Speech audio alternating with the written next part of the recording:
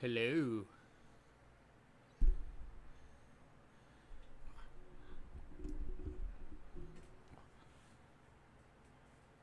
Hey, Paul. Hey, Nuno. How's everybody?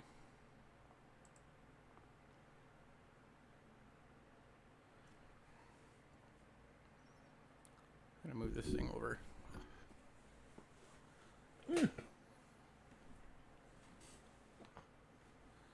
Hey, Lady Jax. Give me a second. I gotta adjust. I gotta be close enough to the mic so you guys can actually hear me, but still be on camera. Hey, coin digging. Let's try this.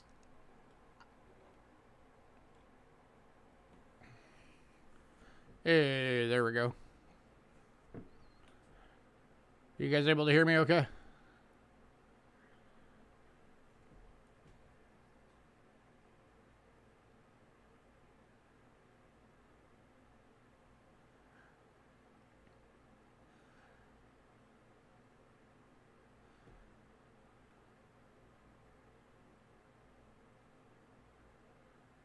Can you hear me?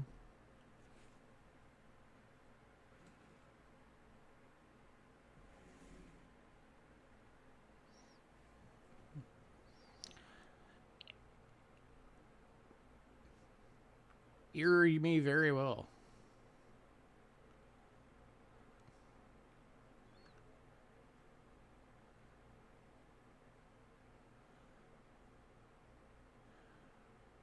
We got about 5 minutes till we get going.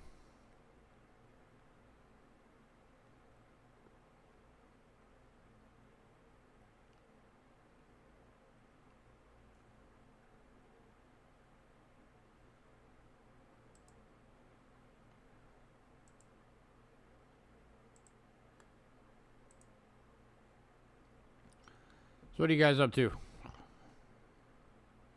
Other than sitting here watching me. Yeah,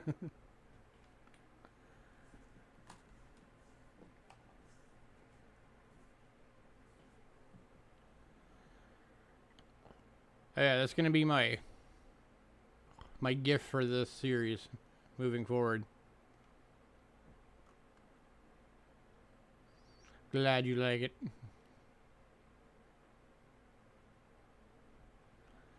Right now, with the way 2020 is going, I've been half tempted to go find a GIF of the world burning.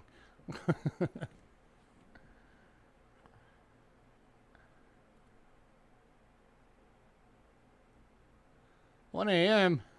Where the heck you at?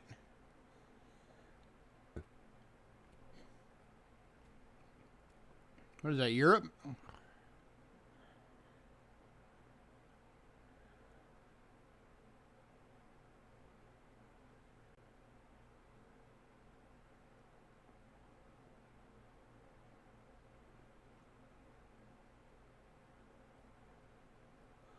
Polar? Is that like Portugal? Nice. I didn't even know I had viewers in Portugal. Well, welcome from Portugal.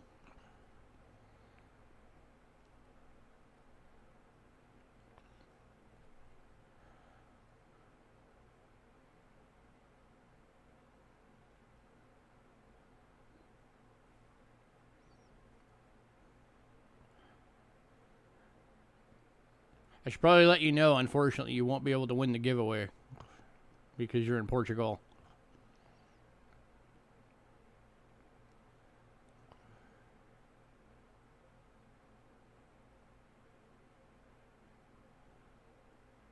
Actually, I should say, if you want to pay the $40 in shipping, we could work something out.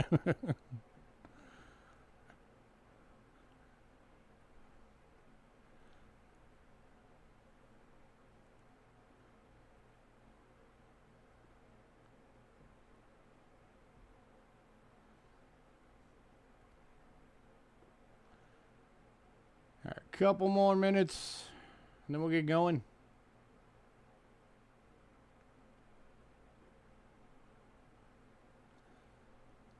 Hey, we love having you here. That's awesome.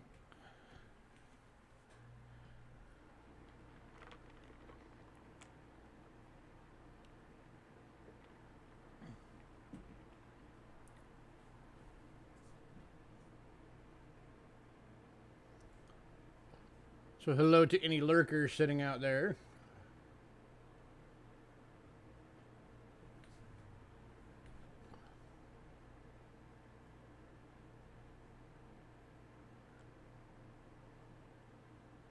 Hopefully we'll get some more people show up soon.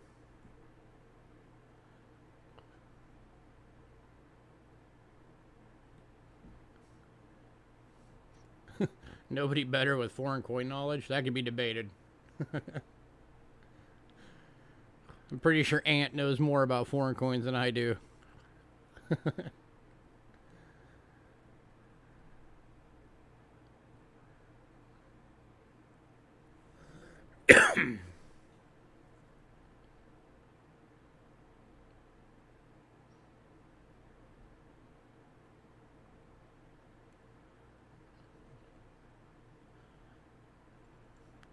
Hey, Dacone.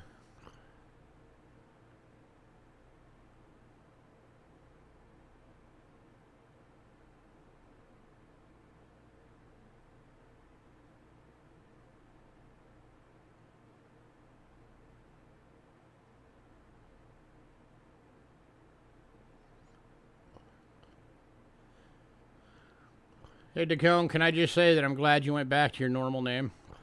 That other one was just weird.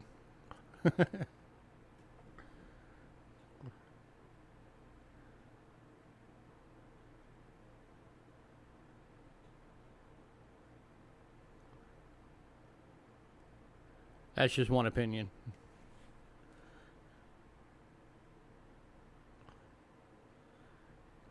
That weird one you're using for a bit.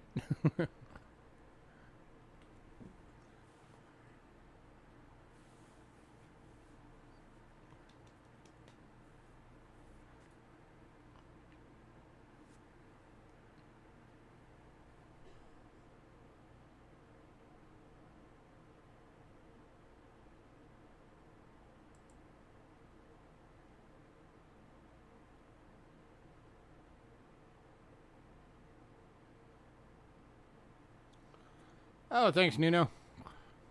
Appreciate that.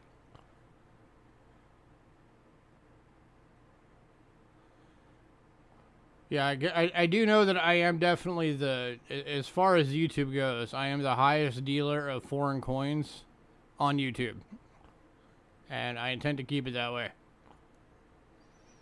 My goal has always been to get more and more people into collecting coins from all around the world. Which is part of why I chose this subject for today. So I did this subject once during the, if you guys remember, back when we were doing the coin seminars, I did this subject once for one of the seminars. I figured it was finally time to actually do it for the Coins of the World series.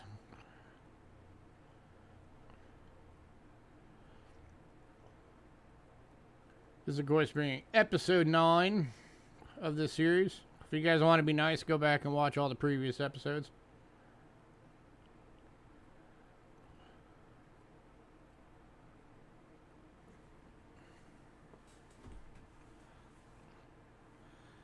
And we will be doing a couple of giveaways tonight. So stay tuned for that. One of them will actually have to do with world coins. The other one will have to do with American coins.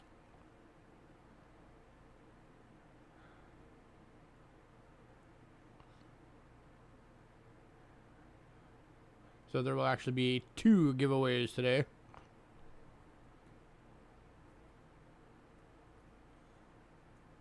Always a surprise for you to see the curious coins.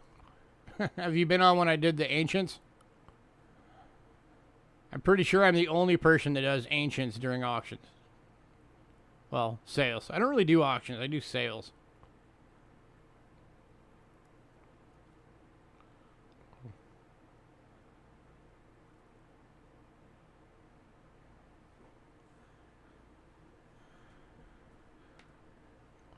Alright, I'm going to give you just couple of more minutes and then we will get going.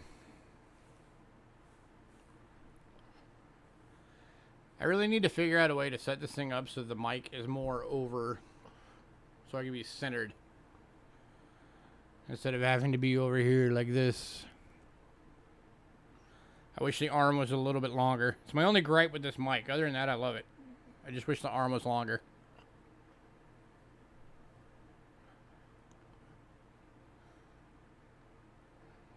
Oh well, what can you do?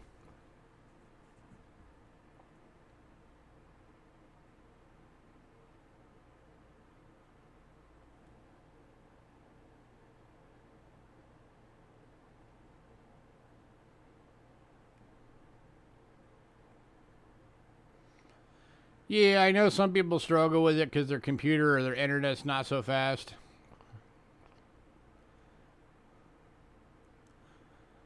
But, I mean, if you think about it, you know, if it's an actual auction, you're going to have the same issue. Because if you're trying to put in a bid and other people have screaming fast computers and internet, you know, by the time your bid actually pops up in chat, you've already been outbid 3 times. So, it's just one of those things you got to deal with when it comes to internet, because we don't have it down to an exact science yet.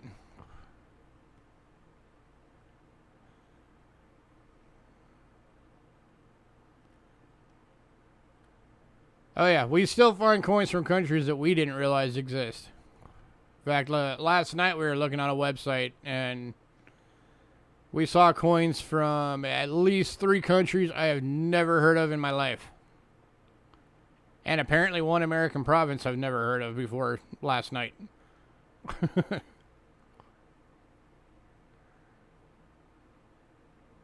That was, actually I have a note of it here, hang on.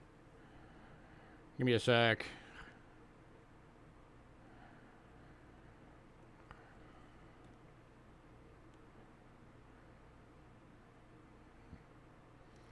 The U.S. sovereign nation of Santa Isabel Indians. Never heard of it, but apparently it's a thing.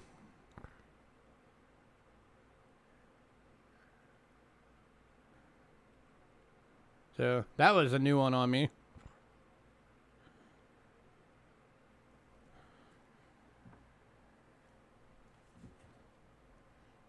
Yeah, right? So what the heck is that? I don't know, maybe at some point I'll do like a bunch of research on it, figure out where the heck it is and what the heck it is, and do a little stream on it. Alright, but anywho. See, I'm showing 4 people watching right now. Hopefully we get more than that.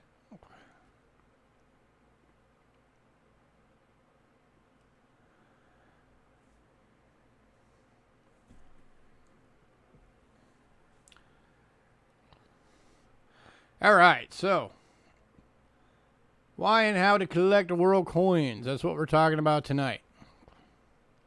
So we're going to start out with the why. Why do you want to collect world coins? If you're not already collecting world coins. If you are, you're awesome. If you're not, or if you're just starting to get into it for the first time, why do you want to get into it? There's a few answers to that question. So if you're one of those people who you just love coins, then to you, I would say, why are you holding yourself to just one school of coins? That doesn't make sense. Especially considering that there are so many coins out there in the world that are so much more interesting than ours. Ours are boring when it comes to design. And if you stick around my channel enough, you're going to see lots of coins from lots of countries, and you're going to see just how many awesome designs are out there. You know, as making coins goes, America is actually late to the game on that. There are countries out there that, one example I use quite often is the country of Austria. Austria has the longest concurrent running mint in the entire world. Now, keep in mind I say concurrently running. There are mints out there that have been longer, that have existed longer, but they've had gaps where they stopped being used for, sometimes even 50 years. So the longest consecutive has been making coins every single year mint is the mint in Austria. And it's been, at this point, it's been running for 100, it's been running for 827 years. So because of that, they know how to make really good coins. I mean, really good coins. Arguably one of the best mints in the world when it comes to coin design and just coins coming out clean and beautiful is the Perth Mint from Australia. Hey, Silver. The Perth Mint just produces absolutely stunning coins. And the only mint here in America that I could liken to the Perth Mint of Australia would be West Point. The coin quality that comes out of West Point is the closest to what you will see out of the Perth Mint on a regular basis. And I mean, the Perth Mint makes their normal circulating coins too, so even their circulating coins look great. So if that's just one reason why you would want to collect world coins. Another reason.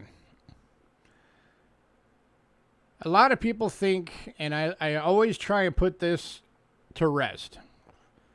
A lot of people think that American coins are the only coins that are worth money. First off, let me just say that is freaking stupid. There are coins from other countries that are way, way more valuable than anything made in America. Granted, yes, the most expensive coins in the world are from America, but that's just because we have a bigger collecting base for coin collecting here than any other single country. That's the only reason. But there are a lot of coins from other countries that are way, way more valuable than a lot of American coins. So don't take value as thinking that American coins are the only way you're going to find value, because that is just not true. Oh yeah, Libertads are great. Libertads, for anybody who doesn't know, they're from Mexico. Excuse me. What was I about to say? Maybe I just got derailed. Oh, value. Yeah, we were talking about value. Okay, so yeah, there's just like any other country, or just like America, any other country is going to have coins of value. Now, when it comes to reselling coins, yes, it may take you longer to find a buyer for a foreign coin than it would an American coin. But if you have patience, you are going to find a buyer for it, because there is going to be somebody out there who doesn't have that coin and really, really wants it to fill a slot in their collection, and you will get it sold. Which leads me to another thing, rare coins. You would be amazed how many coins you can get from foreign countries that are rare. And I mean really, really rare. But they're cheap because there's just not a huge collector base for them, or people just don't understand how rare it is. So the price hasn't met the rarity of it. An example, give me a sec. I forgot to grab this coin. Give me 1 second. This, by the way, is all of our coin collection back here, if you can see it. This right here is America. All the rest of it is other nations. So right now I'm looking for Jamaica. Because I forgot to grab it. Alright, let me find this coin real quick, and I'll give you an example of what I'm talking about.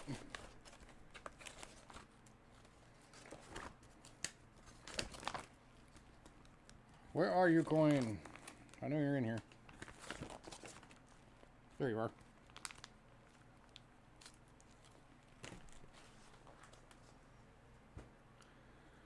Alright, so here's an example. I'm about to show you, this is a coin from 1983. It's a Jamaican dollar.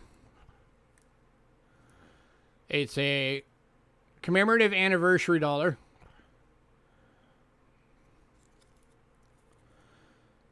And the total mintage of this coin is 607. Yeah, 607.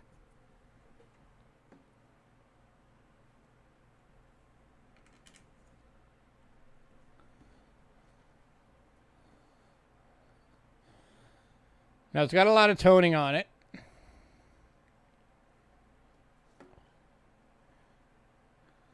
But there it is. 607 minted.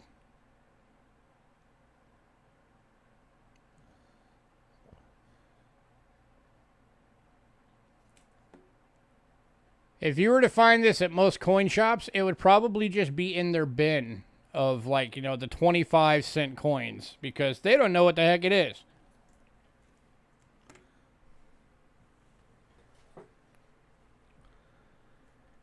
Yeah, that is an extremely low mintage coin.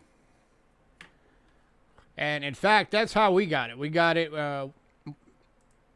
as a lot of you know, we buy our foreigns by the pound. And we got it just in one of those pounds. Give me a second real quick.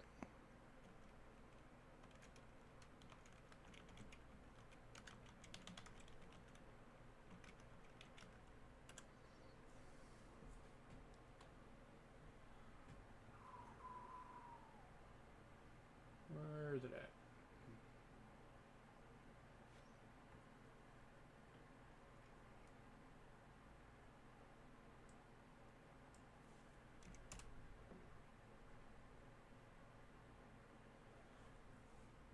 I'm looking for something. Give me one sec. I should have had this open ready to go, but eh.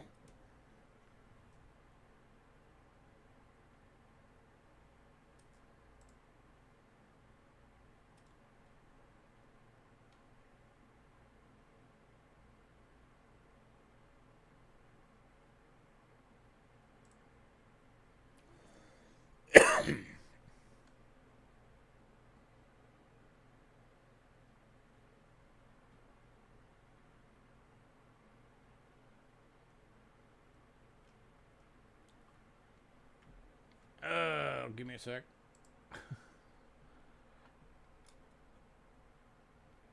As I do more of these, I will get better at having this stuff already open, so you're not just sitting there waiting on me being bored.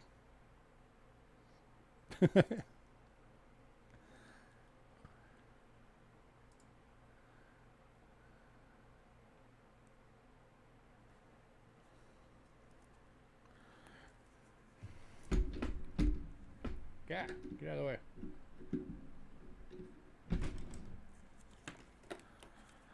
As Ken used to say, I'm not ready.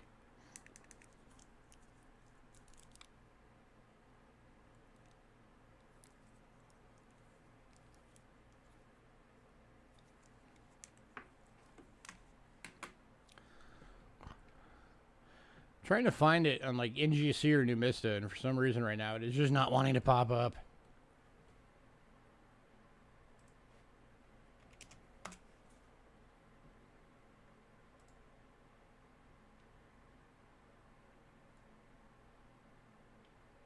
Not that one.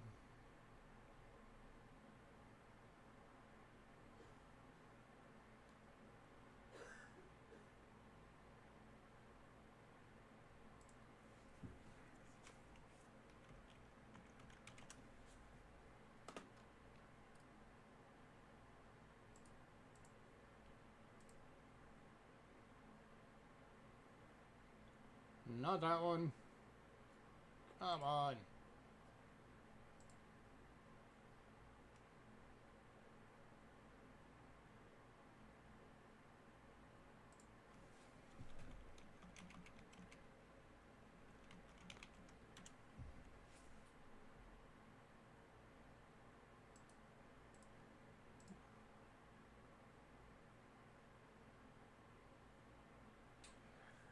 Alright, it's not wanting to pop up in finding it for like Numista or NGC, which is annoying. The only website I was able to find right now, let me show you my browser real quick. This is the only website I was able to find right now, but I don't want to spend all night looking for it. But yeah, 83 Jamaica dollar proof. Forgot to tell you it's a proof. 21st anniversary of independence, 609 minted.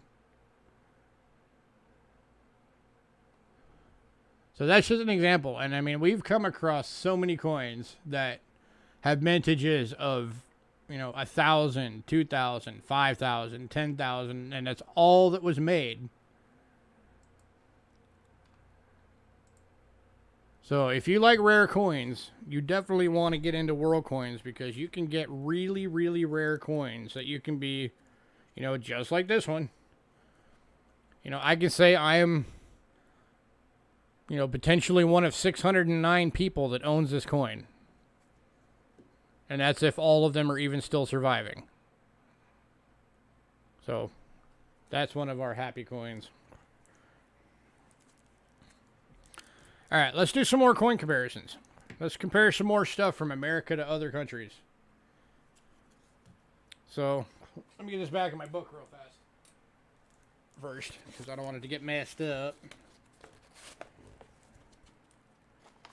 Back into the Jamaica book.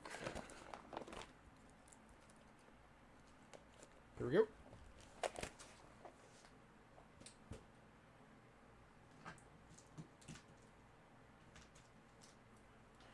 Alright, so if you were going to get into world coins, how do you like to collect? Are you one of those people who likes to collect, I don't know, let's say, do you like to collect mint sets? Well, world coins have you covered. Here's an example from Canada, and almost every country that makes coins puts out mint sets. But here is just one example of a Canadian mint set. So if you like doing it by mint set, you can do it.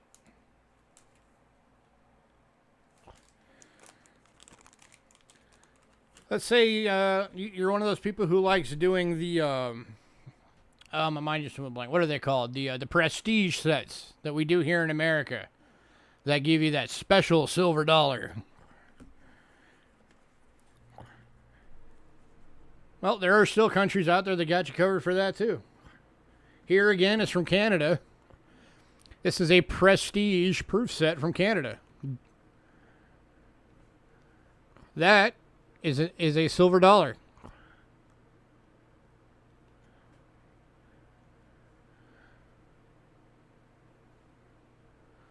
So if you like doing the prestige sets, you can do that from other countries. They got you covered. So all right, there's two from Canada. Let's go. Let's get to a different country here.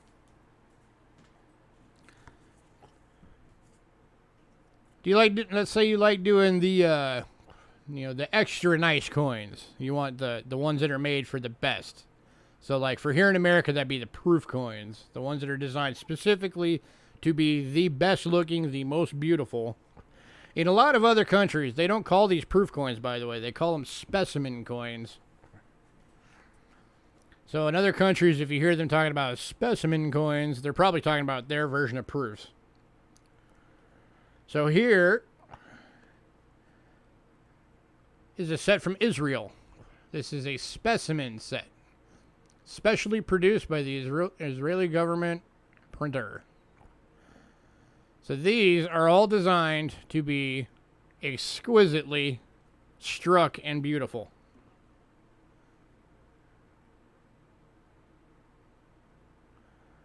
So you see all that beautiful luster, good strong strikes on all of them. So there you go. They've got you covered if you like sets. All right, let's say you're one of those people that, you know, in the last 20 years, it was the state quarter program that got you fired up about collecting coins. Or maybe you came in late and it was the America the Beautiful quarter set. Let me tell you, we weren't even the first ones to do that. We're going to go back to Canada again real quick. This is from 1992. So this is 7 years before we started our state quarter program. This is a Canadian, basically state quarter program for Canada. It has a different quarter for every single one of their provinces.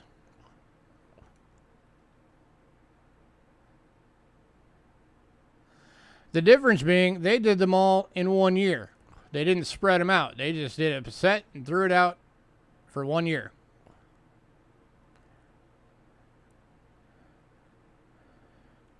So that's from 1992. And then they said, you know what the heck? Let's do it again. So they did it again in 1999.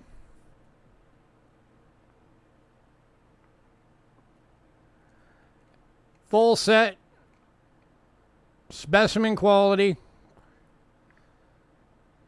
provincial quarters, their version of the state quarter program, all released in 1 year. And it was so popular yet again, they decided, you know what, let's double down. Let's do it for 2000 as well. And that's exactly what they did. By the way, these are all different. These are not the same design for all three of these. These are all different designs that are used just for the year they were done.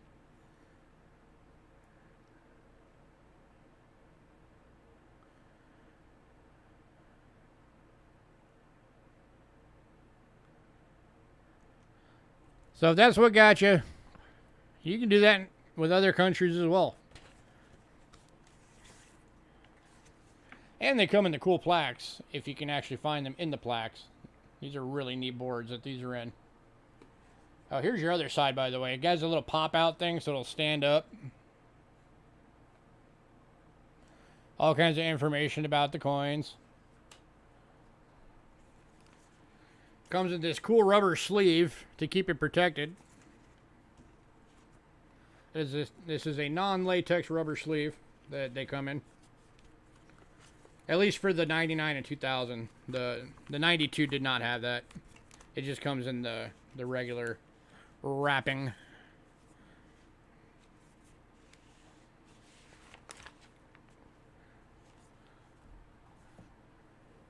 Right, let me get this one put away. Oh, here's the other side. Same as the 99, or the 2000 rather.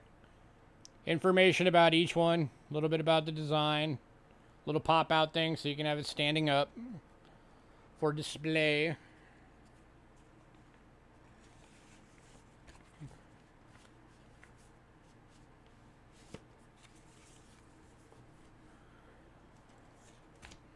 And then here's the other side of the 92 set. Of course, all your Queen Elizabeths.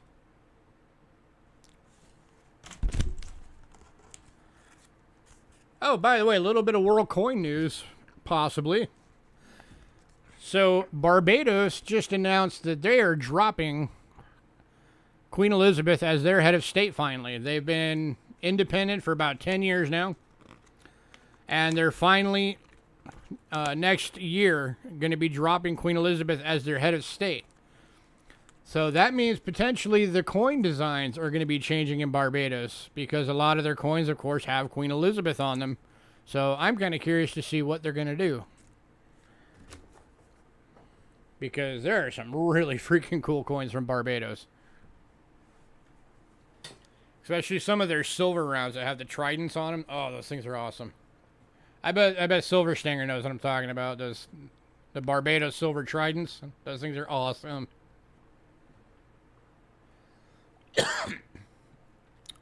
All right. So that's some examples of sets.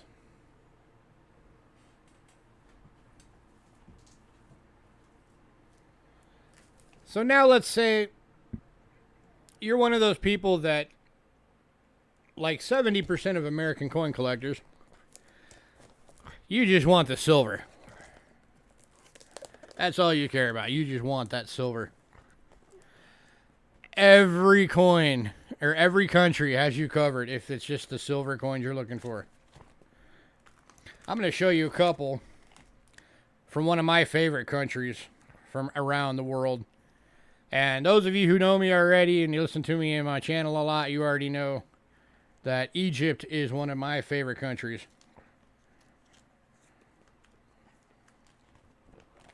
I love the history. I love the artwork. I love the architecture. I just think Egypt is awesome. So I'm going to show you a couple of coins from Egypt real quick that are silver. And these are some oldies, by the way. So the first one I'm going to show you, this is a 1917. It is a 25 piastre. It's 83.5% silver. And it's only ever, it had I can't talk. It had 840,000 minted. That's all that were ever minted to this coin. Portugal? Oh yeah, Portugal definitely has silver coins. For sure. I've sold a number of Portugal silver coins on my channel. And I will get them again, I'm sure. So here you go. Check out the design on this. This thing is awesome. This, by the way, is about the size of a Morgan dollar. This is a big coin.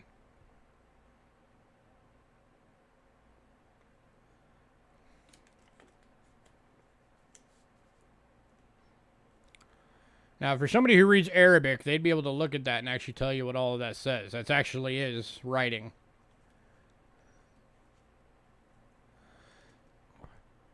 So there's an example of a beautiful foreign silver coin. That's an oldie. That's low mintage and is silver.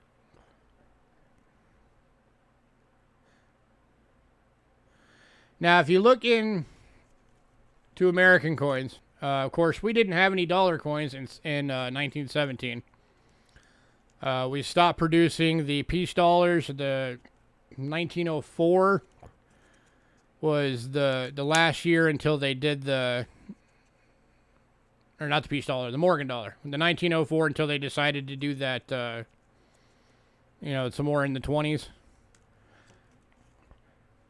So we didn't actually have one. But if you take, you know, roughly the same era, and you take the 1921 Morgan dollars,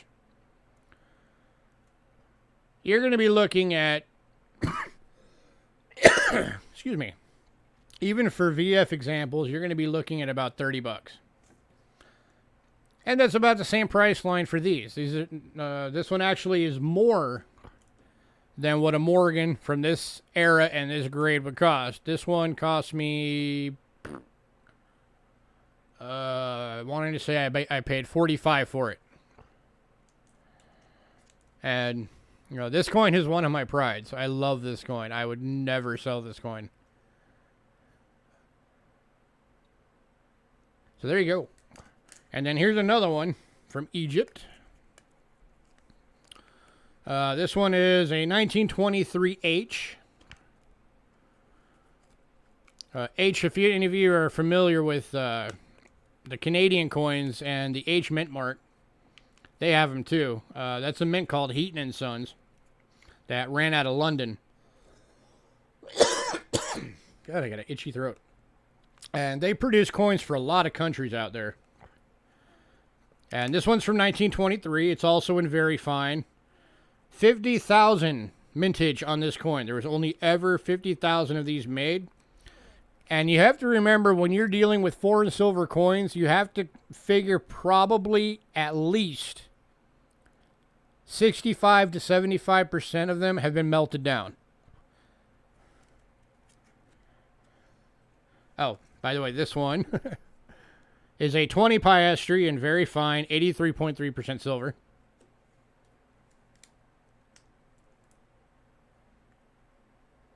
And again, this one's about the size of a Morgan. This one has King Farouk. He was the king of Egypt back then.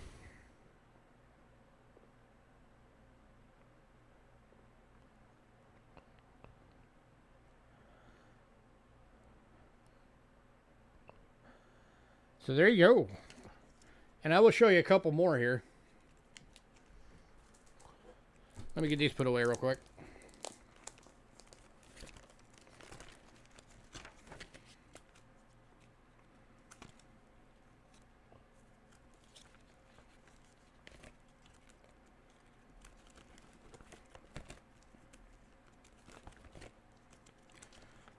Turn the page, turn the page, turn the page.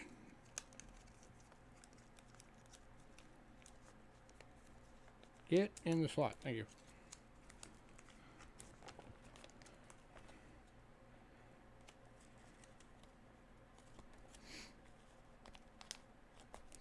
All right, so that was some examples of Egypt.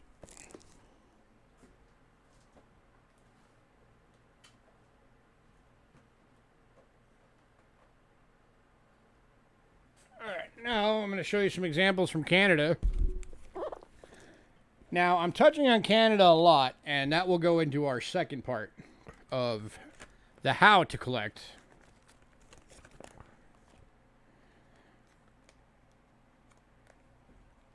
All right, so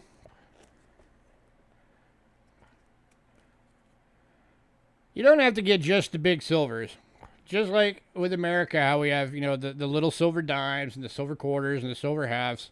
Most other countries have the same thing. So here's an example of a silver dime from Canada. This was the last year they did silver, 1968. 80% silver. This is a silver proof. Or proof-like, rather. Not proof. Proof-like.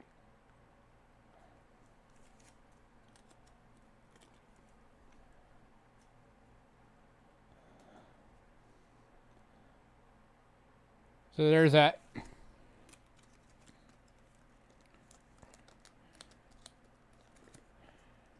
And, I mean, these are coins that you can get fairly inexpensive if you shop around. You can get these for, $3-4, maybe up to like, maybe $10 if you get to the lowest years and they're decent grade. Now, obviously, just like with American coins, if something is a top grade, you're going to pay out more. So, you always want to be ready for that. And then, of course, quarter. This one's a bit tired, but here's a 1902. 400,000 mintage on this one. 0.925 sterling silver.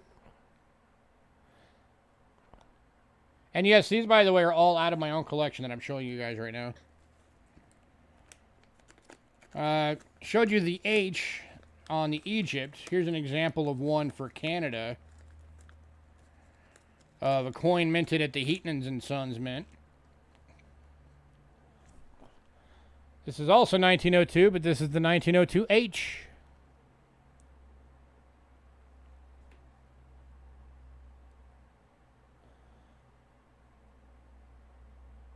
And it actually, let me switch to the scope real quick.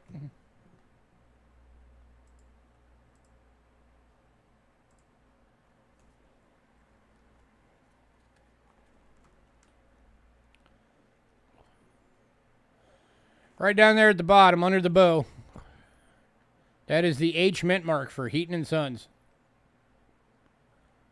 That is what you're looking for if you're looking for H's.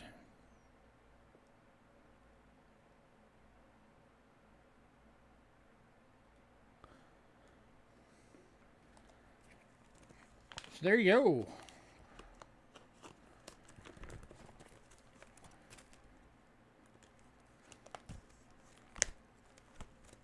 And then, of course, you don't want to leave out the $50. If $50 are your thing for American coins, and you want to carry that over to the world coins to broaden your horizons. Here's an example of a 1919 Canadian $50. 80% silver. This one would be in like a fine. Maybe a VG.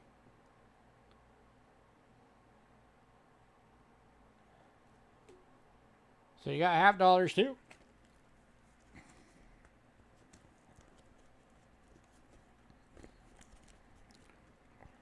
Let me show you a nicer one. This one's better. Nicer condition. And another example of what we were talking about. The mintage on the one I'm about to show you was 39,939.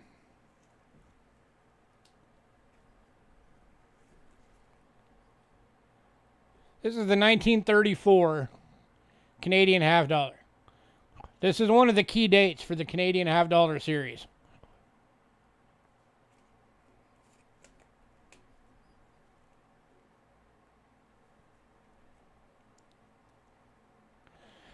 And that's another thing. If you collect American coins and you like collecting key dates, every country has their own version of key dates for their series.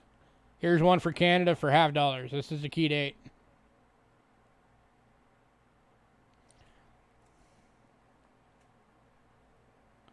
And again, talking about value, let me actually bring this one up real quick.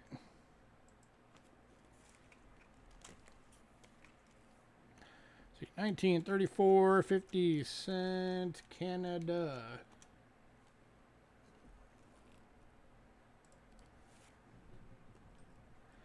All right, I'm going to switch you guys to browser view real quick so you can see what I'm looking at. All right, we're looking at the NGC website. There you go, 80% silver. Current melt value, just over $8. We're looking at the 34.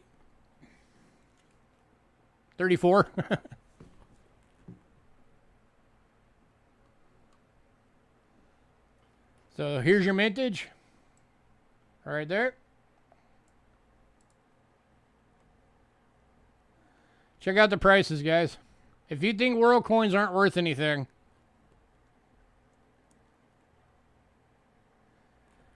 in a good, this coin is worth $50. In a very good, 75, 100, 200, 350. If you get one that's mint state, 400, 450, 600, 650.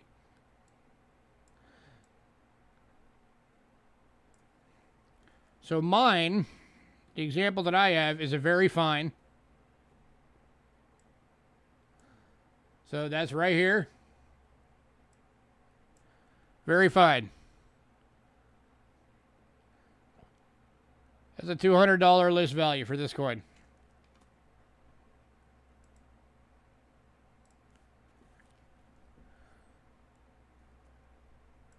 All right, let me get back to camera view.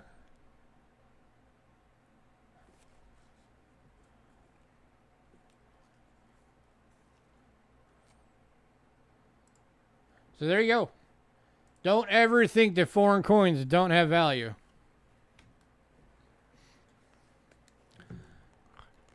Got a 1920 over 10 peso. Awesome. And that's the next thing I was just about to go into. So thank you, Dacone, for that segue. If you like varieties and errors, if that's what gets you for collecting, is wanting to find all of those rare variety and error coins. Oops, I just had a coin fly out. Hang on, I need to put this back. The coin misbehaving.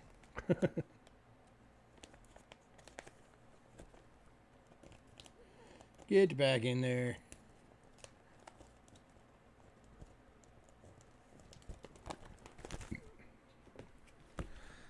You can find so many errors and varieties in foreign coins, it is ridiculous. And the beauty of foreign coins is, if you really want to make your mark in the numismatic world, you know, you look around and you see, well, you know, all the research has been done, all the books have been written. What can I do? Because I would like to make my mark. Pick a foreign country and do the exact same thing, but for that country. Start researching all of the coins. Find mintage numbers. Find varieties and label them and catalog them. Because there's so much missing information from other countries. It's just screaming for somebody to grab a hold of it and do it. And you could really, really put your name out there in the numismatic community for doing that. Not to mention the fact that as all of these errors and varieties get cataloged and you can start trying to figure out how many, you know, this is where the true numismatist in you comes in, is, You know, lining up die pairs, figure out how many of them were actually potentially made and released into the public to know how rare a certain variety or an error is. These are the things that need to be done for world coins. Canada's just really getting going on doing it. If you go to the website Coins in Canada, they actually have a thing. You can set up your own account through that. It's completely free. And if you find a Canadian coin that has an error or variety that you don't think has been cataloged, take crystal clear photos of it, submit it to them, and if they confirm it has not been cataloged yet, they'll catalog it, they'll put a code on it, they'll put your name on it, and they'll put it on their website. And when the next Coins in Canada book comes out that has that stuff in it, it's going to be in there. So that is another big thing for that. And let me show you guys a couple examples that I have found.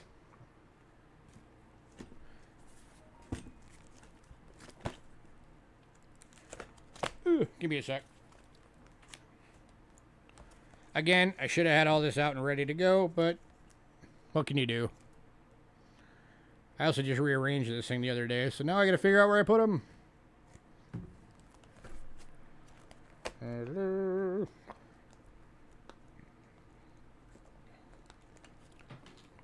All right, there's one.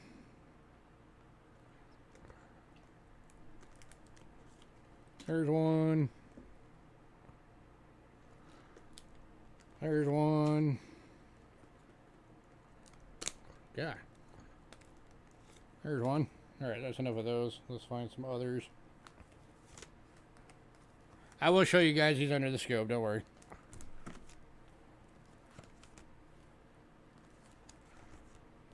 But there are a couple others I'm trying to find.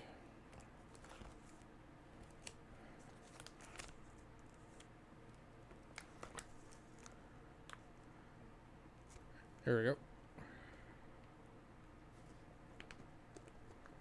Here's that one. Here's this one. And this one. Alright, awesome. So these are some examples of error and variety coins. Now let's talk a minute, real quick, about the difference between error and a variety. A variety is something that happened in the die and was done multiple times. So for example, double dies. Double dies are varieties. They are not errors. They're varieties. Because the doubling was put into the actual die. So multiple coins got struck with that doubling on it. Now, something like a lamination, where the lamination is peeling up from the coin, that's an error. That's actually a planchet error.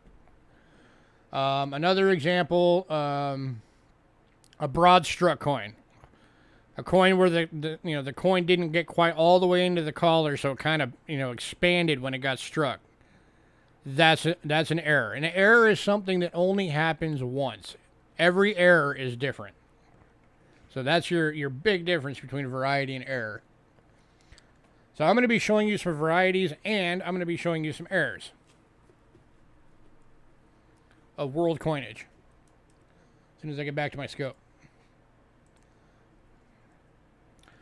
All right, this first one I'm going to show you.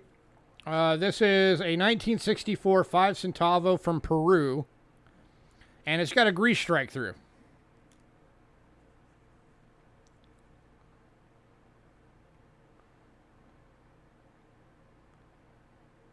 So it's up there on the top. Kind of hard to see because it has some grime and some toning on it. But up there on the top.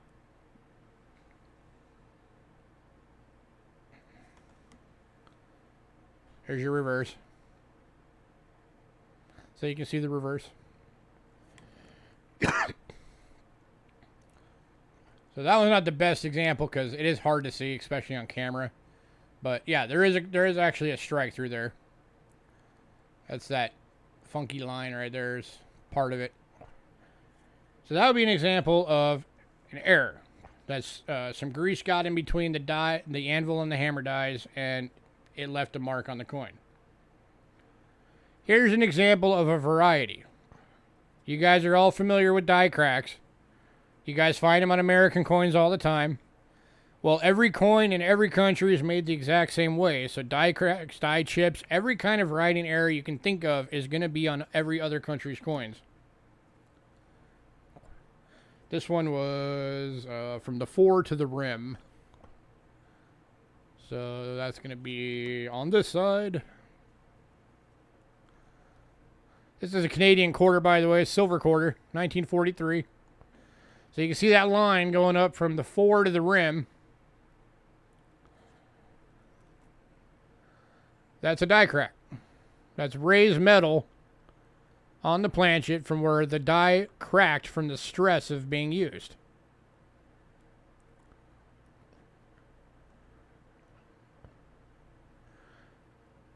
Now, die cracks don't really add any kind of, value to the coins unless it's just, if somebody really loves collecting die cracks, it might add like a buck or two depending on the coin. And the reason for that is because, and this is another project that Ken Peavy, before he passed away, was working on. There's no real catalogs done up of cracks and die chips and all that kind of stuff.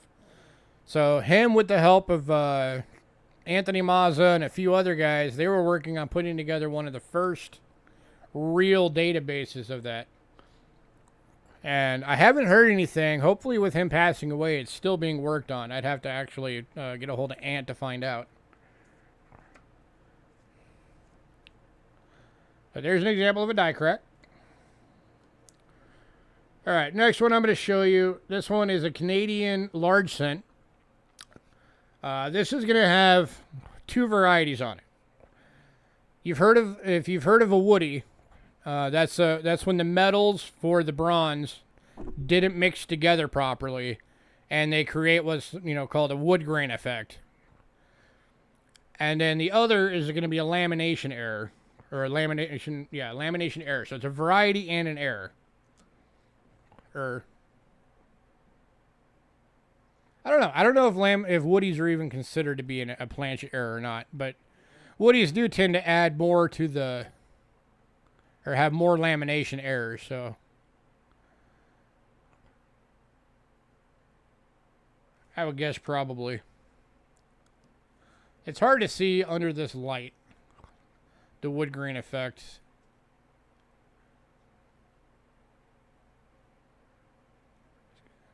Really tough to see it. Yeah, the camera just doesn't want to see it right now. Camera's like, yeah, nope.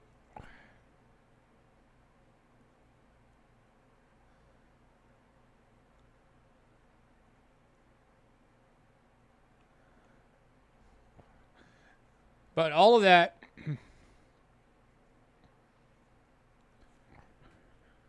right there, that's a lamination error. That's where just a very, very thin layer of the top bronze, you can see all the bronze was cracking apart. And that's where a thin layer of the bronze actually came off the planchet. And given the, the wear pattern, you can tell that happened a long time ago. So this thing was still used after it happened quite a bit. But there's an example. All right. The next one I'm going to show you, this is another one. It's a lamb error, and it's also got a die crack on the reverse. So it says lamb error obverse. I don't look at these often, so I have to remember where the heck it was and find it again. Oh, there it is. It's on his neck. That is not a gouge. That's actually a chunk of the lamination that came off. And then you can see right there it's kind of trying to lift up right in here. And then die crack reverse right there. That's a big die crack. Running right through the denomination. That, by the way, is a 25 for anybody who doesn't know how to read the Thailand numbers. That is a big die crack. And Elephant. Hidden loves his elephants. Here's an elephant for you, Hidden, if you're in here watching. So yeah, this is a 50, sorry. This is a 50 Satang from Thailand. So there's a couple examples. All right, next one is going to be from Chile. This is a 1958 1 peso from Chile. And this one has a DDR. So that's a double die reverse. And this one is a strong, this is what's called a naked eye doubling.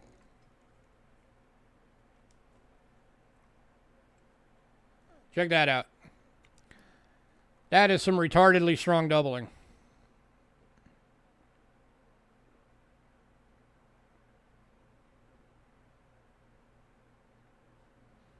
I've never found another one of these again, so I have to imagine that there weren't a lot of these that made it out of their mint with the doubling on it.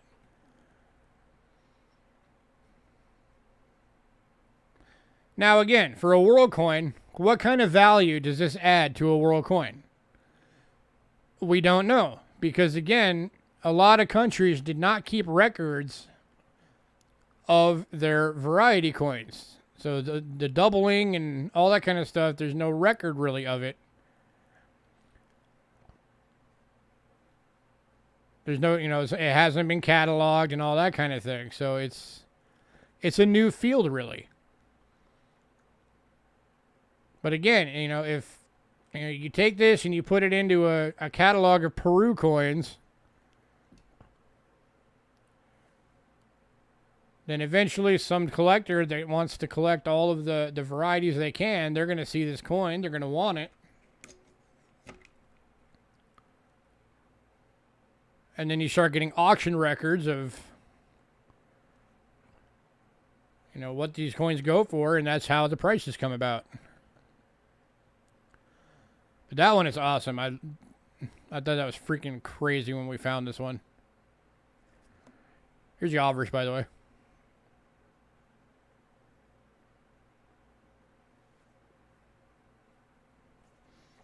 So that's one of the strongest double dies that we've ever found. That thing is nuts. All right, let me give you another double die. This one has a DDO and a DDR. This has doubling on both sides. This is an 1835 bank cent. This is a half cent or a half bank cent from Canada. For those of you that don't know the old Canadian bank cents, back before the Royal Canadian Mint existed, the province banks had to make their own coins. So this one, for example, is from Montreal. And it is a half cent. That's the denomination of it. They were called bank tokens.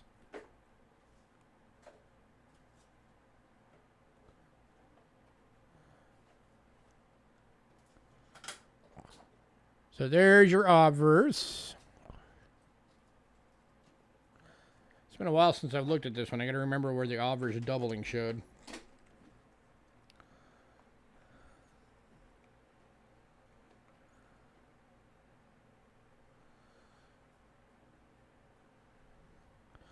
Because I don't remember, because it's been a while. I know where it is on the reverse. I should have put a note of it on the holder. And doubling shows here.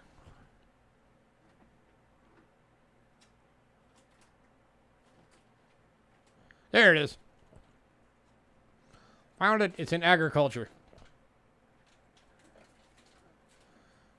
So there you go. You can clearly see doubling on the I, the R. Oh, hopefully you can clearly see it. I know I'm not doing the greatest job of showing it on camera.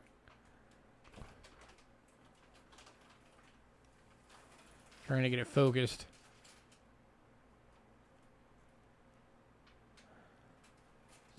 There you go. But here, let me show you the reverse.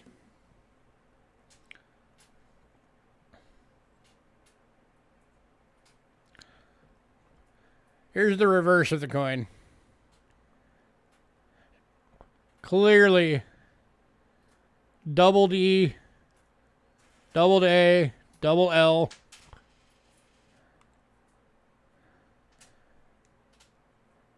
That's that line, and that line. And this is like the 5th one of these that I found of this double.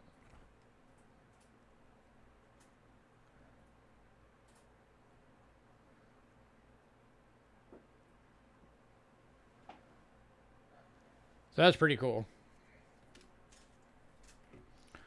All right, and then I got one more for you. This is an example of a repunch date. This again is on a Canada. It's an 1856 half-cent bank token from Nova Scotia with a repunch date. 1856 over 1856.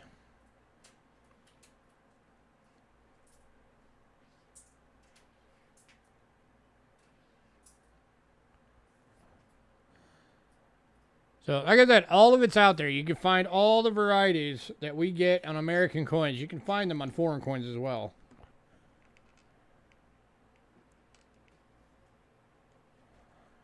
Here's the rest of that half cent if you wanted to see it.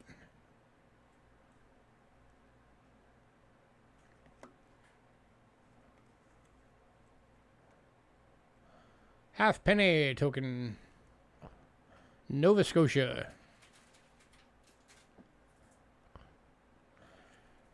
So it's all out there. I get into world coins if you're not. It's amazing what's out there and what you can find.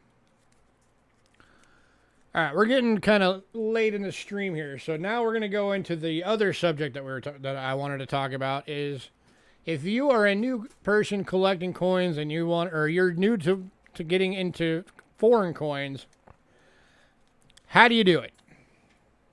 What's the best way? Well, for starters, that depends on you, because it depends on how you collect. As I said, if you collect mint sets, you're going to want to go for mint sets. If you collect varieties and errors, you're going to want to look through tons and tons and tons of coins. If you're either a variety or error collector, or you just want to do a broad collection, you want to just hit both cylinders, hit the ground running, collecting what you can. Like we do. Go bulk. You want to buy in bulk. That's the best way to do it.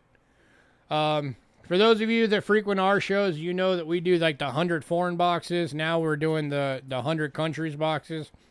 That's a good way to do it if you don't want to have to worry about identifying them all out yourself. There's plenty of places out there. Most coin shops have it where you can buy by the pound. That's a good way to do it. If you want to do a more focused collection, if you just want to, do a really nice collection and you just want to do it more focused, pick one country and do some research. Go online, do some research, check out some coins, watch shows like ours where you get to see lots of different varieties of coins out there, and pick a country. And, based on if it's got stuff that you like on it, then just go after that one country and try and get as much of a collection as you can. In most cases, I would recommend one of 3 countries to really get started if you're just beginning and you want to do it that route.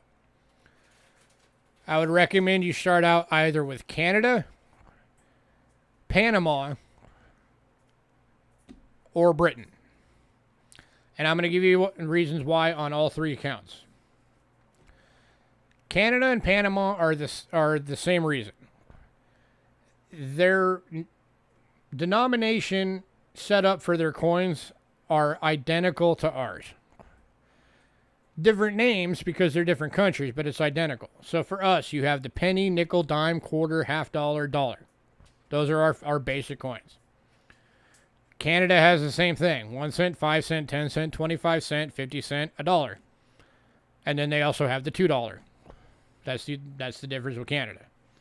Panama has the same thing. They just call it Balboas. So it's a 1/10 Balboa, it's a quarter Balboa, a half Balboa, and a Balboa.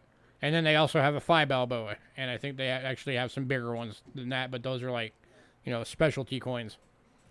So start with one of those two countries if you want it to be as close to possible as American currency, or American coinage rather, so you understand the breakdown of the denominations. Britain is the other one, and the reason I say Britain is because Britain is one of the most widely collected countries. There's a ton of it out there. A lot of it is cheap. You can get a really beautiful, good-looking Britain collection for very, very little money.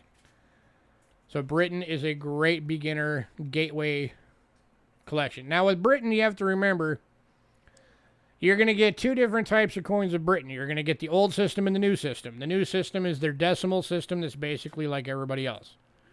You're going to have your 1 cent, your, you know... In the case of Britain, they're a little different. They have like, you know, they call them pence instead of cents. You're going to have the 1 pence, 3 pence, 6 pence, 10 pence, 20 pence, 50 pence. All of that. And then you're going to have the euro cents and all of that. But they also have the old version, which if you're going to get into Britain and get for the older ones, you're going to want to learn, which is going to be your farthing, which is 1/4 of a penny, a halfpenny, a penny. But then from there, it goes into 3 pence, 6 pence, and then you've got shillings, you've got crowns, florins, all of that stuff. So you're going to, you know, you might want to learn that system a little bit. It's a weird system, but it's not hard to learn. So that's, if you want to go, again, if you want to do a targeted country on collecting, that's what I would recommend, is do one of those 3 countries. If you're just looking for other stuff, oh, and then the 4th one, Australia. Australia is the other one, because Australian has basically the same setup as Britain. As far as when it was older, it was shillings and florins and all of that, and then now it's cents and dollars. So Australia is another great country if you want to. If you're just getting started in world coins, it's a good one to go for. Countries that are really good to collect that are a bit different than ours. Austria is a very, very good one. Austria is one of the top collected countries by collectors out there. Of course, any country, if you find something that you love the designs, go for it. That's, you know, there's no wrong way to collect. If it's something you love, go for it. I'm just giving you some examples of, like, you know, the bigger countries that are really popular. Switzerland is fairly popular. France is big. Sweden is a pretty big one. Netherlands. Trying to think if there's what other ones are like the really, really big collectible countries. Germany.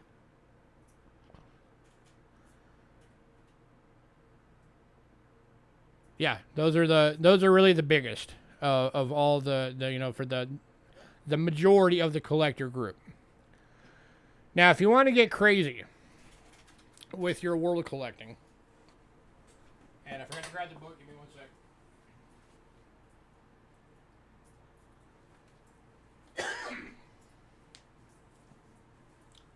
And also, just because I wouldn't be me if I didn't show these during a stream.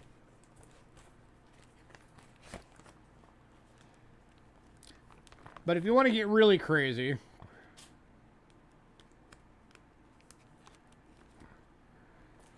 you could always go for ancients. Like this one, which is... This is a silver Julia Domna denarius from 193 to 211 AD. This is a Roman silver coin from the ancient world. Julia Domna was wife of Septimus Severus and mother to Caracalla.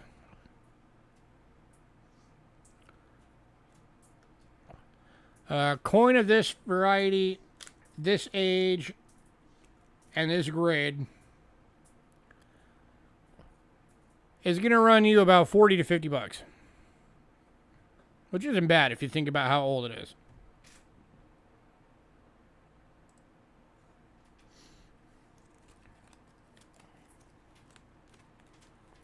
How about something a little bit more off the beaten path?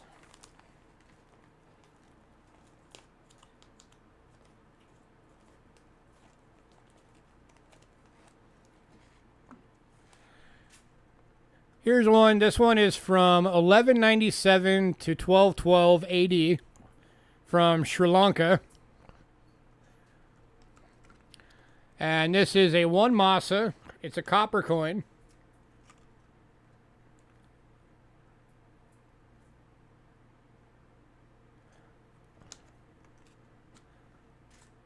And still in impeccably good condition. If you really want to get into advanced collecting, Ancients is the way to go. Ancients are awesome. Just the amount of history behind these coins is crazy.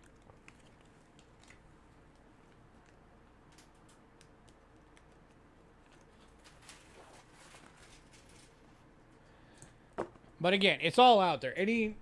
No matter how you like to collect, what reason you collect, you can find all of it in any other country's worth of coins. You know, you get history, you get gold, silver, bronze, nickel, all of it. It's all out there in every country. So don't be afraid to get in and start really getting into collecting world coins. Plus, the more of us that we get into world coins, really, really diehard collecting world coins, the more the value of them is going to go up. So, I mean, there's always that bonus. So get in on the ground floor when you can get coins that are, 1,000 of them were minted and you get it for $5. Because when we get a ton of people into collecting those and that coin becomes worth $1,000, you've got one. Yeah, Matthew, when I say ancient, I mean places like Rome and Greece. There's ancient coins from all around the world. That's just the two most well-known.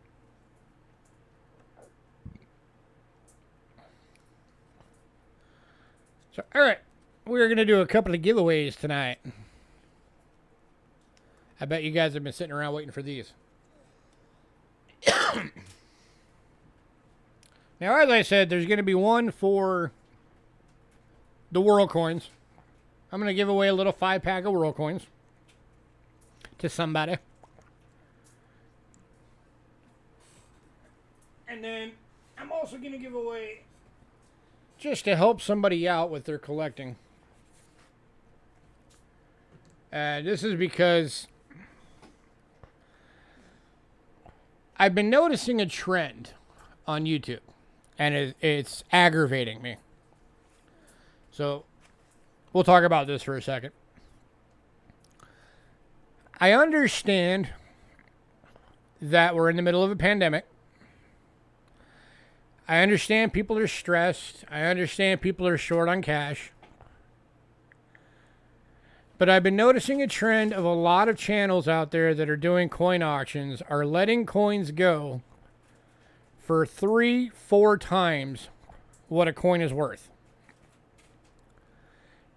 And I despise when people do that because it hurts the hobby.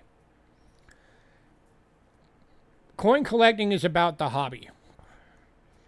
And when you sell somebody a coin that's worth $50 and you let them bid it up crazy, like, to $100, $150 just because you want to make more money because, you're financially strapped.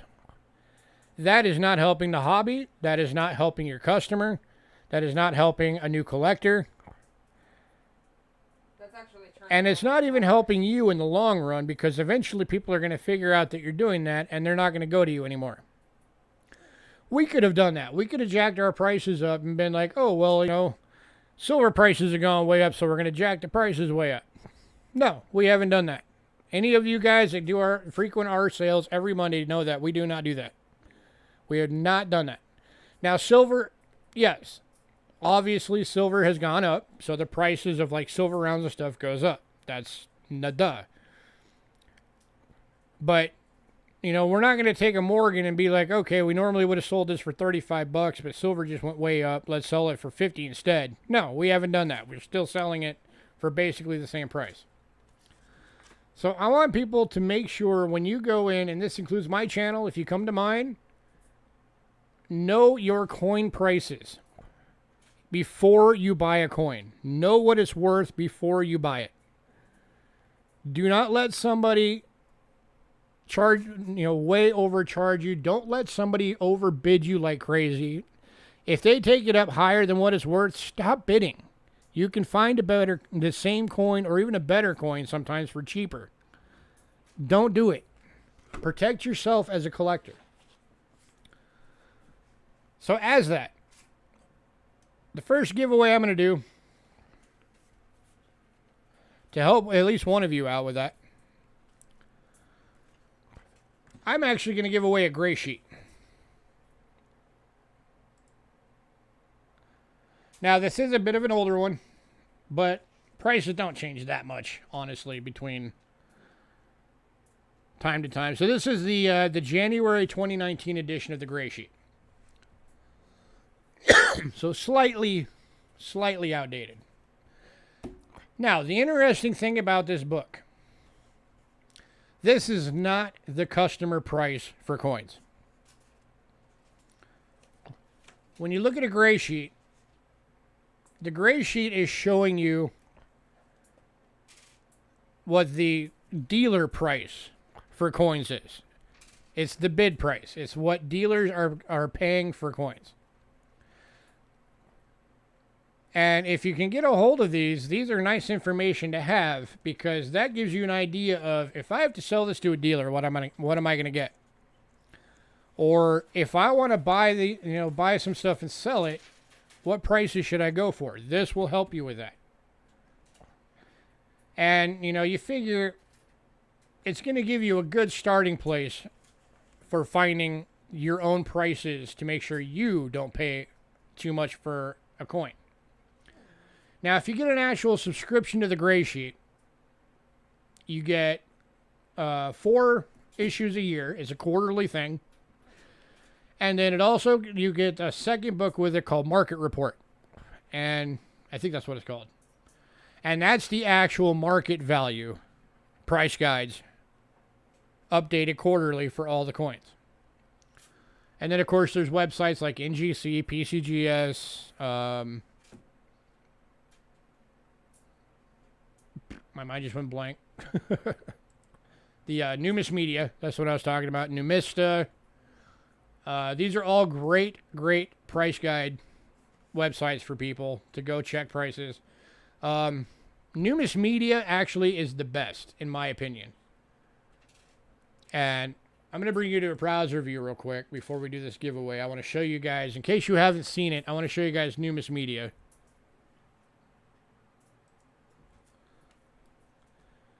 Numis Media is actually done by people that work at places like PCGS and NGC and write books and all of that stuff. Browser view. There we go.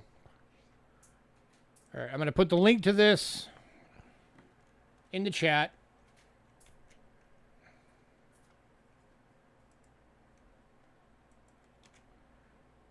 Here's your link. Coinprices.org. Not hard to remember. Wrong one. That one. There we go. All right, this is Numis Media, Fair Market Value Price Guide. And by the way, if you pay these guys a subscription, you get a version of Gray Sheet on the website. But let's pick something. Let's say, I don't know, let's go to Morgan Dollars. So you come here wanting to know what a Morgan Dollar's worth. Now you got all of your different groups. You have your good to EF, then you got your AUs and your BUs, and then your top end BUs. And all your price listings. If it's green with an up arrow, that means the price has gone up today. If it's red with a down arrow, that means the price has gone down. If it's black, that means the price is held steady. These are updated in real time. All of these prices on every coin on this website are updated in real time. They're updated based on auction records. They're updated based on metal prices for melt. All of that stuff goes into it, and it's all real-time updated. There's times you'll be sitting here looking at coins, and you will see a price change while you're looking at it. That's how real-time this website is. And all of it's out there. So this is one of the best websites, in my opinion, for pricing. This is the primary website I use for American coins when I price stuff for my sales. And then for world coins, the main one I use for pricing is NGC, because they're one of the best for world coins as far as that goes. But all right, we are going to do this as a giveaway for somebody. You're going to get a gray sheet.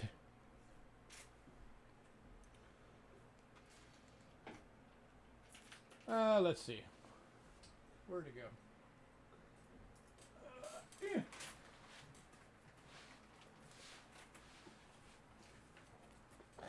Give me a second.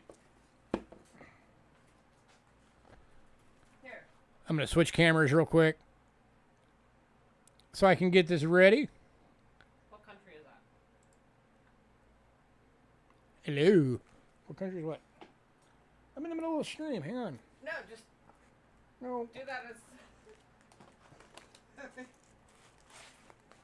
That's basically what I'm going to do, but I'm going to do it in a different way.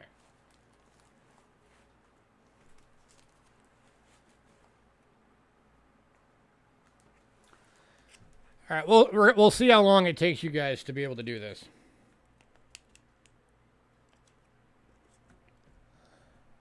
So I'm going to show you a coin on camera. You get, to begin with, we'll go with one guess.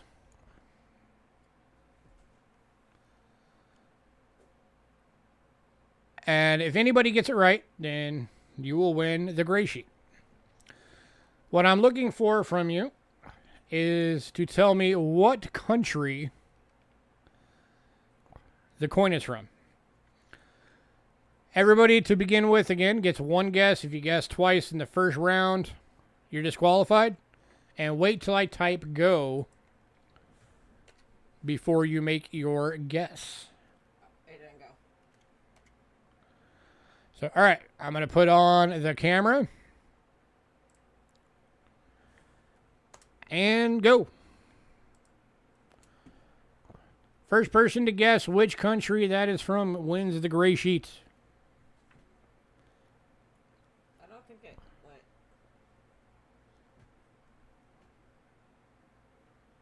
It's behind. There's a latency. Because I've been opening websites. Australia, no.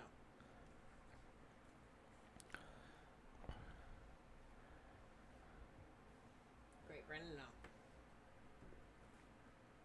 Okay. Shh. Keep guessing.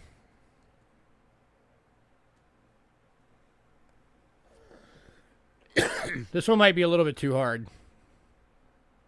It's not hard.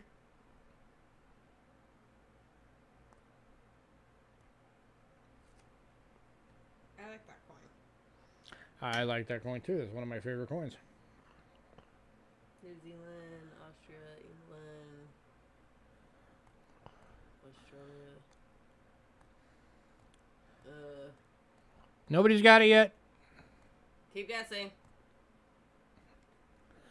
All right, just keep guessing. We'll see if anybody gets it.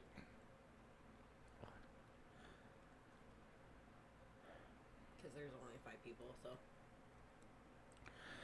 Let me give you another angle.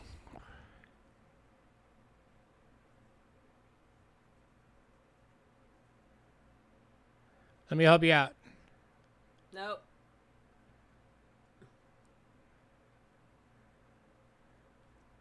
This is a 20 crown coin.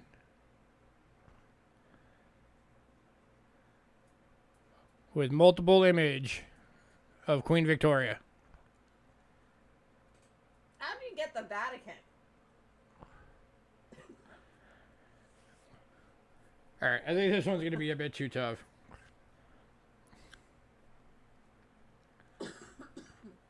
Surprised more people aren't trying to guess. Gray sheet would be a nice thing to have. Okay, stop. Yeah, this one was a bit too hard. This was the country. It was Turks and Caicos.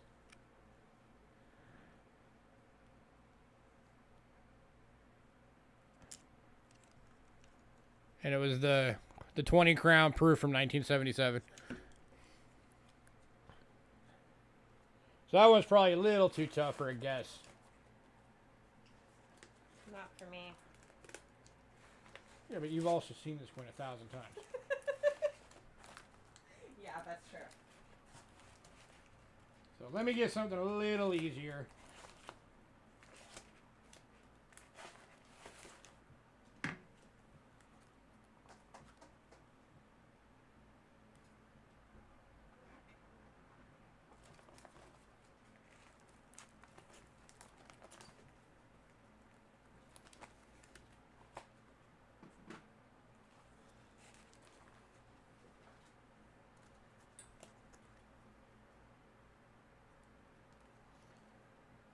Let's try this one. I'm going to give you guys a hint on this one. Let me switch the thing.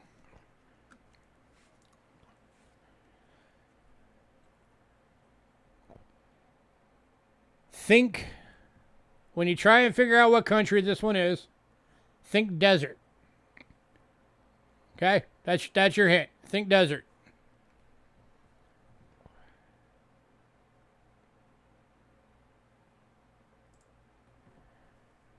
Yeah, it's like that. All right, try it again.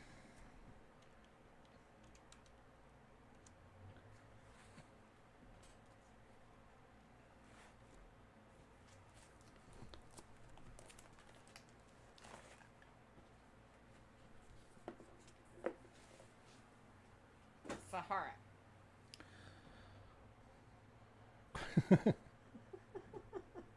Are you guys even trying? It's a country. Cayman Islands is not a desert. It's an island.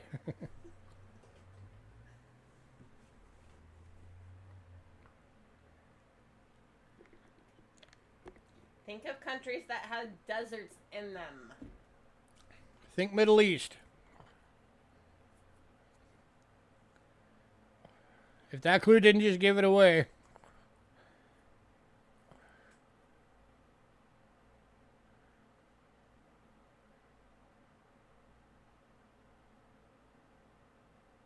Palm desert. Palm Desert. Well, do you? Mojave? Mojave's in California.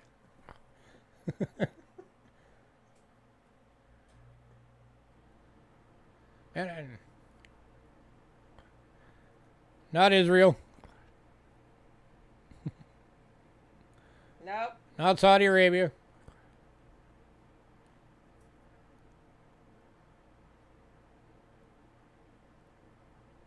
Keep guessing.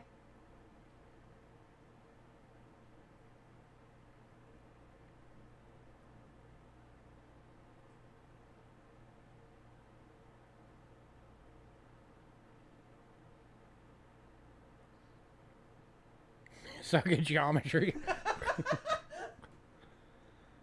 Not Turkey.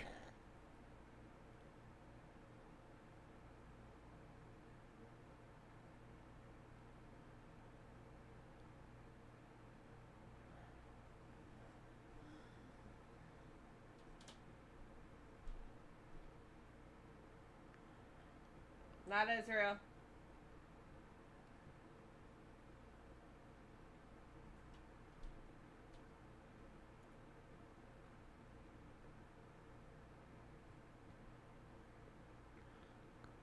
Not Close, but not it. not Iran. You're in the right region.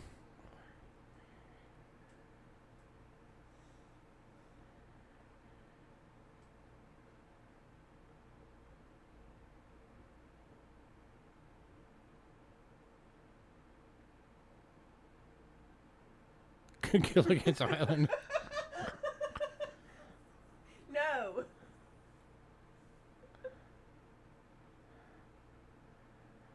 Lady Jack's got it. Yay. This coin is from Iraq.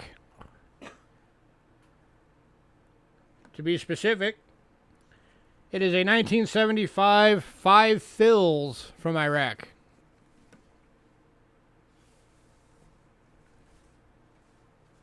So, Lady Jax, you are getting a gray sheet. Congratulations.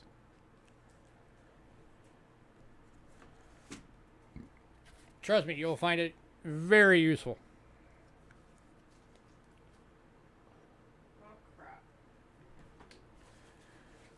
All right, now for the coins that I'm going to give away.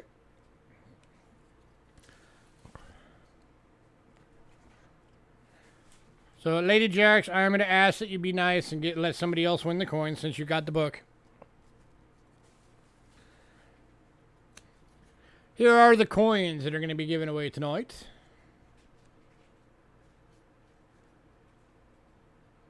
Got a 1968 1 centavo from Mexico.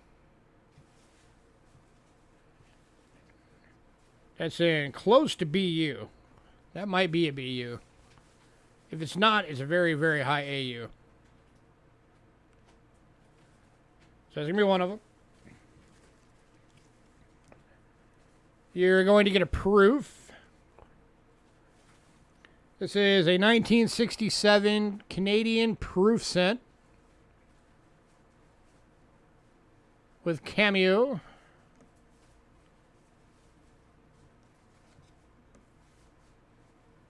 So that's the one that's got the rock pigeon on it.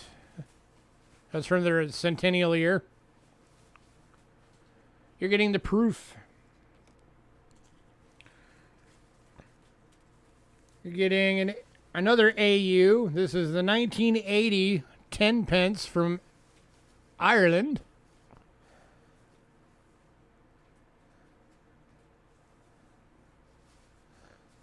And that's either got a double date or some severe die wear. Let's have a look at that. Somebody might be getting a variety.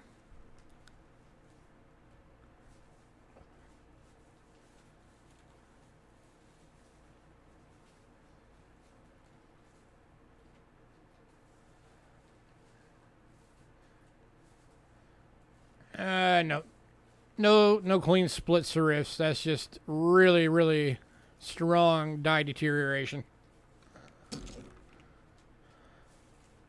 But still, a very nice Irish coin.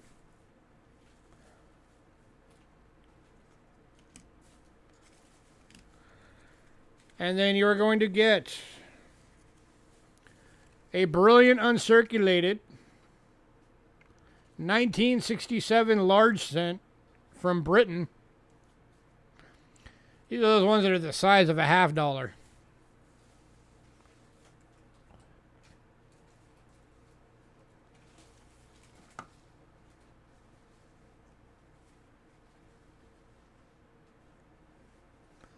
This thing is gorgeous. And the last coin you're going to get. Hey, Taylor, check your email, dude. I sent you an email. Is a 1940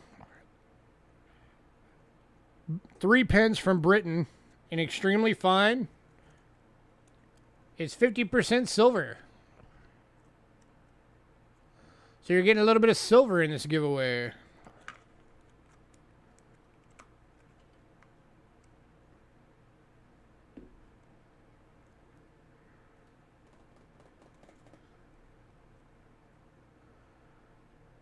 So, all right, those are the 5 coins.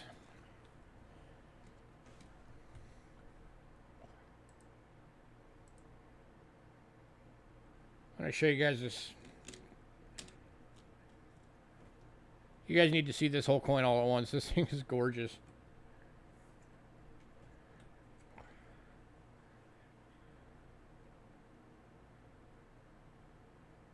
Check that out.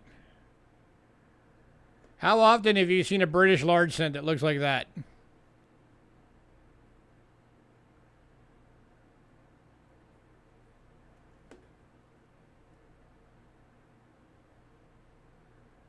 That thing is gorgeous. Look at all that spiraling luster. Wow.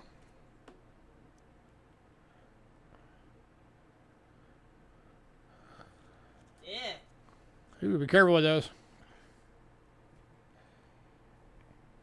Yeah, when you get a chance, check your email. I shot you an email. It's just inquiring about your items and your funds. So, all right. This one is going to be. This is kind of a backwards thing because for the thing dealing with Americans, I had you guys do a trivia that involved a foreign coin. So I think for the foreign coins, I'm going to go the opposite direction. I'm going to do a guess a date on an American coin.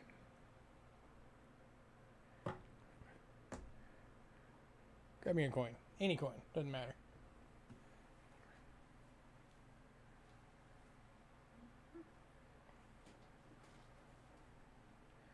We're going to do a guess a date.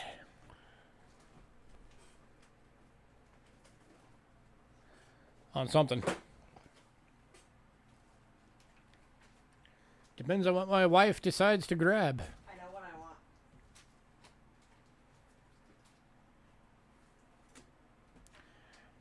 I'll show you your coins again that you're going after. There's your silver coin. Okay. It's not in here. There's your Irish coin. There's your proof coin. Are you serious? Or proof like. No, that is actually a proof. Yep. Losing my mind. Here's your Mexico. Okay, it's not in here. And there's your large penny again. What? It's not in Did you grab the wrong book? No, it says 1, 2, and 3 cents. But there's no 2 or 3 cents. That's because we don't have any right now. We sold them all.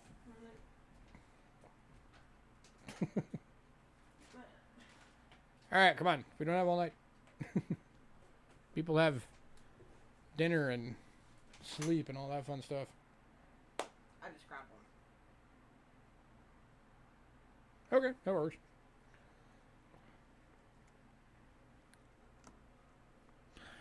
All right, we're going to do the guess a date.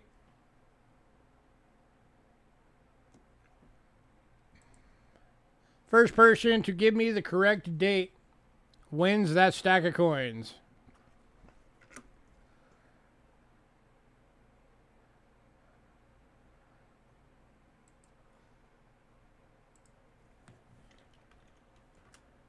And it's blurry.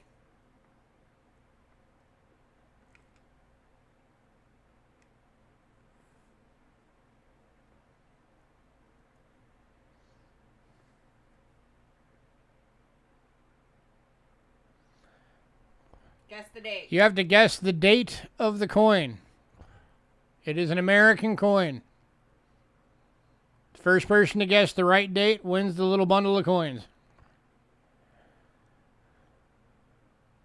Hi, Roadrunner. Here, Roadrunner.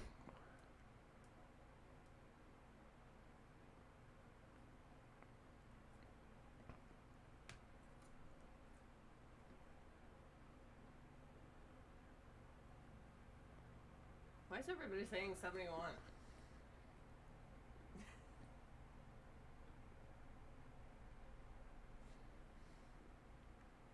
Okay. 2007.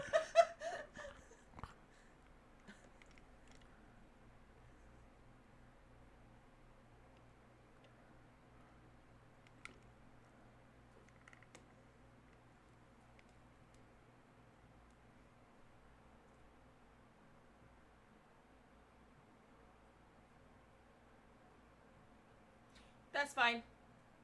Taylor. No, that's fine, Taylor. We just wanted to have an update. Just let us know what's going on. Yeah, just keep communication open. That's all we ask. So far, nobody's gotten it.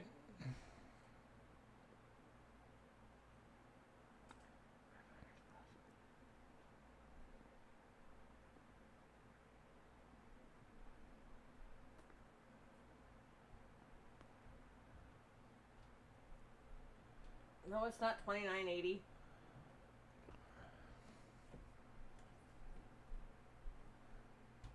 Nope. These were made in 2000. Yeah, you can guess twice. Go ahead. Keep guessing. Because there's not that many of you. Hey, Dacone got it. Dacone is the winner. Congrats to come. This was a 1980 San Francisco Susan B. Anthony dollar. So, Dacone, you're winning that nice little coin pack. Congrats, sir.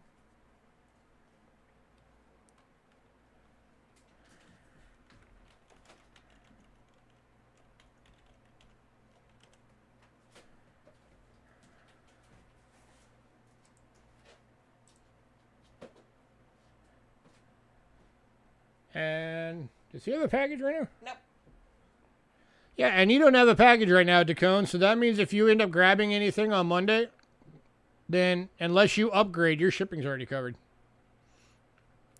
So these are all going to Dacone. Nope, we mailed out his already.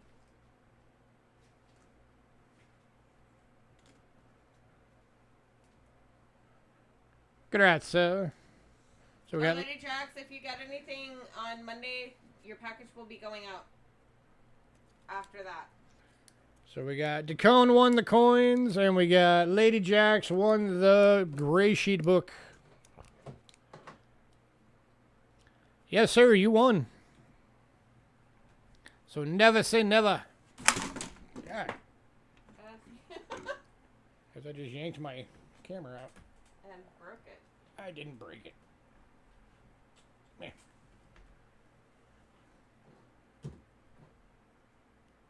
Yeah.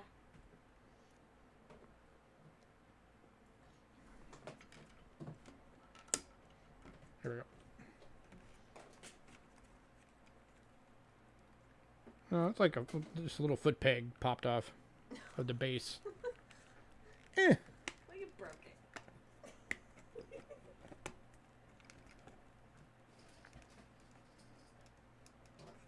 So yeah, Taylor, stay safe, man.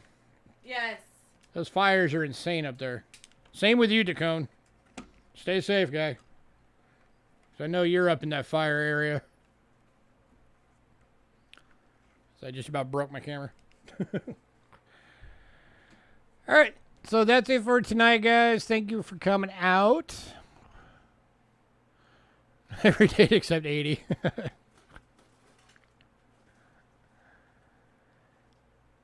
So if you missed it, definitely go back and watch the beginning so you can see the actual coins of the world subject being discussed. Again, this was episode 9.